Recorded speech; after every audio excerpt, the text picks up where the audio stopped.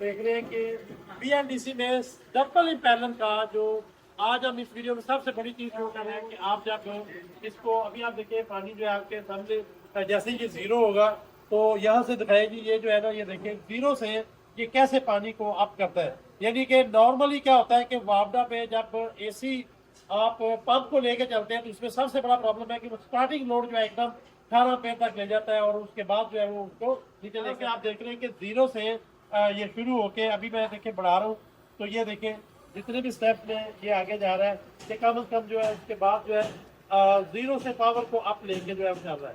तो BLDC के अंदर सबसे अहम चीज ये है कि जो आप नॉर्मली देखते हैं कि पानी का जो फ्लो है यहाँ पे हमने पूरा जो है सिंगल पैनल और डबल पैनल होता के 3 पैनल का पूरा स्ट्रक्चर जो है वो आप देख रहे हैं। इसी तरह से जब तक आप BLDC के ऊपर जो है शिफ्ट नहीं होते तो आपके बिजली के बिल और अता के जो है जो सोलर के ऊपर सबसे बड़ा इशू आता है कि सोलर जो है जब आप आम साइडों पे जो है लगाते हैं तो उसके ऊपर जो है ना आपका जो डीजल पंप है जिसको लाल पंप कहते हैं वो नहीं चलता। तो इसीलिए फिर बाद लोग परेशान होते हैं कि हमारे सोलर लगाने का फायदा क्या, उन्होंने सोलर लगाया होता है लेकिन पंप जो है वो वापडा पे चल रहा होता है।